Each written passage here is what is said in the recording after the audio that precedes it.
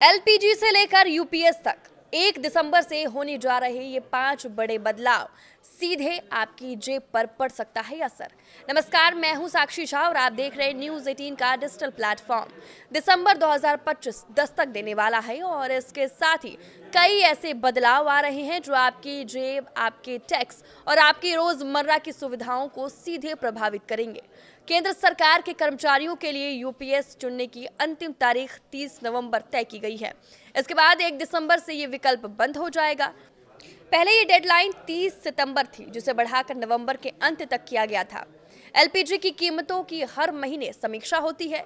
नवंबर में कटौती के बाद दिसंबर में नई कीमतें 1 दिसंबर से लागू होगी। ये बदलाव या तो राहत देगा या जेब पर हल्का सा बोझ डाल सकता है। पेंशन पाने वालों के लिए जीवन प्रमाण पत्र जमा करने की आखिरी तारीख 30 नवंबर को है। इस तारीख के बाद लाइफ सर्टिफिकेट जमा नहीं किया जा सकेगा, जिससे पेंशन के आने में रुकावट आ सकती है। फॉर्म 3CEAA दाखिल करने की अंतिम तारीख 30 नवंबर है। सेक्शन 92E के तहत रिपोर्ट जमा करने वालों के लिए भी यही आखिरी दिन है। संबंधित टैक्स पेयर के लिए ITR फाइल करने की डेडलाइन भी 30 नवंबर है। दिसंबर की ठंड शुरू होने से पहले अपने टैक्स पेपर जरूर रख ले। हर महीने की तरह 1 दिसंबर से PNG, CNG और जेट फ्यूल की नई कीमतें लागू होगी।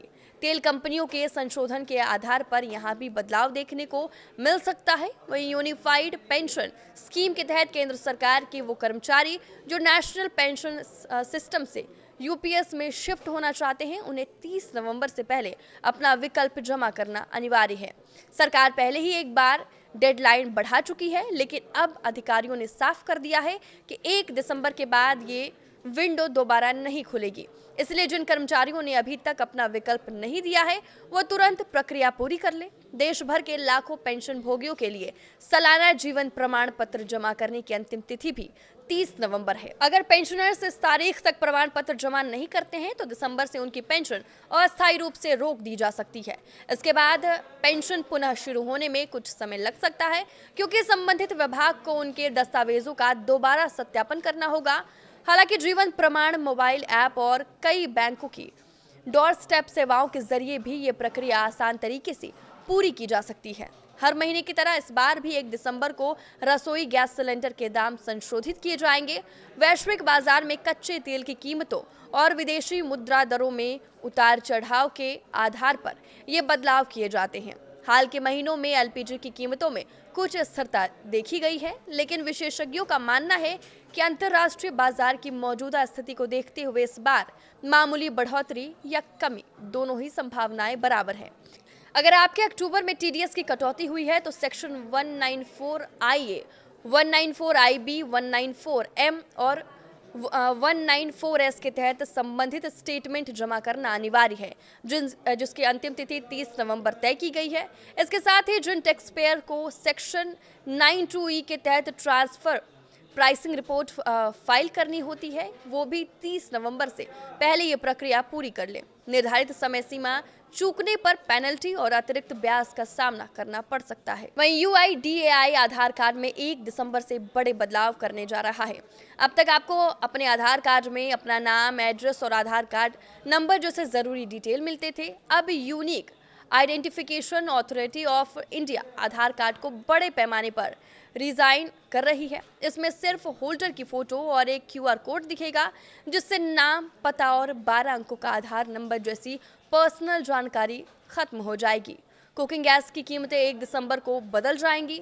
ऑयल मार्केटिंग कंपनियां हर महीने की पहली तारीख को ग्लोबल कीमतों और करेंसी के उतार चढ़ाव के आधार पर एलपीजी के रेट बदलती है। पिछले महीने घरेलू गैस सिलेंडर के दाम में कोई बदलाव नहीं हुए थे। अब 1 दिसंबर को ये पता चलेगा कि घरों को राहत मिलेगी या खर्च बढ़ेगा।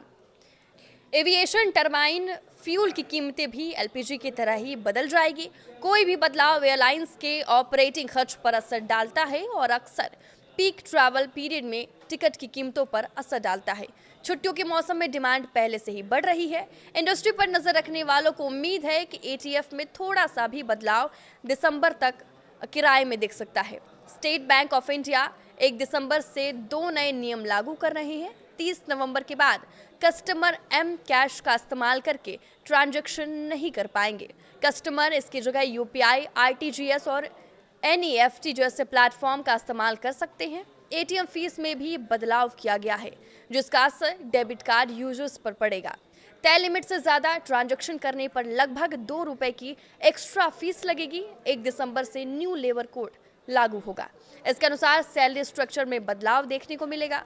कर्मचारियों की कुल सैलरी का 50% बेसिक सैलरी होगी। इसके अलावा 1 साल बाद ही ग्रेजुएटी मिलने का प्रावधान लागू हो जाएगा। इसके अलावा राशन कार्ड को लेकर भी नियम बदलेंगे। राशन कार्ड अपडेट की अंतिम तिथि 31 दिसंबर है।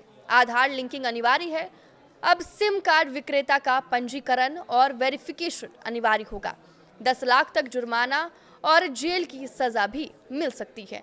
आपकी इस वीडियो पर क्या राय है, हमें कमेंट करके जरूर बताएं। नमस्कार।